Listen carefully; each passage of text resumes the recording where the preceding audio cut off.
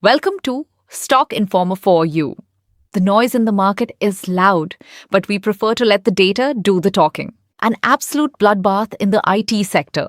In a single trading session, Tata Consultancy Services witnessed a massive, brutal drop of over 8%, marking its sharpest single-day decline since the pandemic crash of March 2020.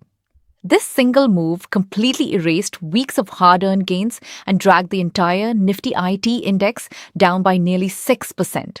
But here is the real shocker.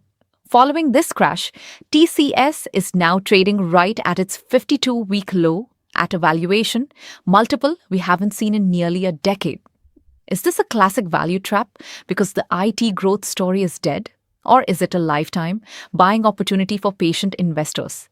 In this video, we will break down the exact reasons behind the crash, dissect the recently declared Q4 results, reveal what went down in the management conference call, and look at the company's multi-billion-dollar future blueprint. Let's get started. Why did TCS fall so much today?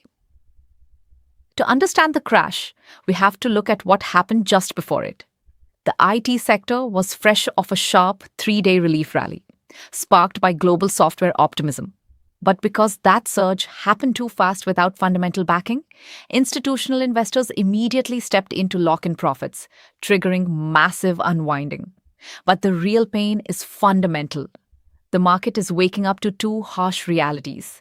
First, frontline ET firms are projecting low, single-digit revenue growth for the upcoming quarters. Second, there's a growing fear of AI deflation. Think about it. If generative AI tools can compress software development and testing time by 25 to 30%, traditional IT contracts billed by the hour will naturally shrink. Investors are terrified that this deflationary pricing will hit revenues faster than new AI projects can save them. Technically, TCS faced heavy selling pressure right near its key overhead resistance zone of its 100-day EMA around 2,600 rupees. Once it broke down from there, momentum indicators sharply rolled over, bringing the crucial 52-week support of 2,206 rupees back into the spotlight. Dissecting the Q4 results. Now, let's look at the numbers. On paper, the Q4 headline financials looked stable. Revenue stood at 70,698 crore rupees, up 5.4% quarter-on-quarter. Net profit came in at 13,718 crore rupees, a solid 29% sequential recovery. Even operating margins expanded to a 4-year high of 25.3%. But look closer at the full year FY26 metrics, and you'll see why the market is panicking. This proves that the apparent revenue growth was heavily padded by favorable currency fluctuations rather than actual volume expansion. The underlying demand from core global clients remains sluggish. The saving grace? The order book remains massive, with a total contract value of $12 billion for the quarter and $40.7 billion for the full year. Workplace AI and the management conf call. Inside the company, TCS is undergoing a massive structural transformation. They are aggressively turning into an AI-first workplace, scaling Microsoft 365 Copilot to over 100,000 employees with an 86% daily active usage rate. This has already delivered a 20 to 25% productivity boost in core tasks. During the recent earnings conference call, CEO K. Krithivasan and CFO Samir Seksaria pointed out that while macro uncertainty lingers, large enterprise accounts are finally showing a willingness to commit to long-term partnerships. More importantly, the management defended their stellar 25.3% margin by aggressively rebalancing the pyramid, optimizing worker utilization and reducing high-cost senior overhead. This internal restructuring explains why, despite stable entry-level hiring and rolling out regular April salary increments, TCS's total global headcount actually declined by over 23,000 employees for the full year. The future blueprint. Transforming the stack. So, what is the roadmap to bring back growth? TCS is executing a multi-billion-dollar future blueprint to completely de-link its revenue from human headcount. First, they are scaling a massive project called HyperVault, a partnership to build a massive 1 gigawatt capacity sovereign AI data center infrastructure in India.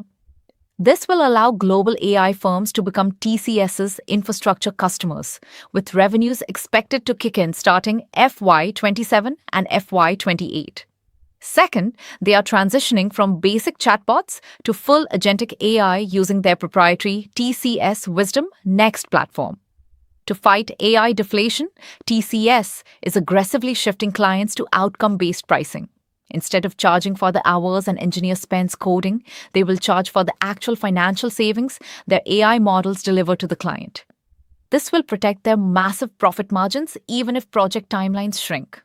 Valuation verdict. This brings us to the final question. Is TCS attractive at the current price? Let's look at the valuations. TCS is currently trading at a trailing PE of just 16.4 times.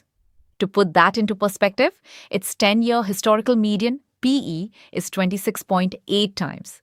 We are looking at a massive 38% discount to its historical average. Add to that a highly secure dividend yield of nearly 5% and return on equity of over 58%, and you get a massive margin of safety. If you are a short-term trader, the momentum is weak and the technical chart is broken. But if you are a long-term investor with a 2 to 3 year horizon, buying the highest quality IT giant in India at a decade-low valuation, right at its 52-week support floor, offers an incredibly strong risk-to-reward ratio. The market is currently giving zero value to their future AI infrastructure pipeline, making this an accumulation zone for patient investors. What are your thoughts on TCS? Are you buying the crash or waiting for lower levels?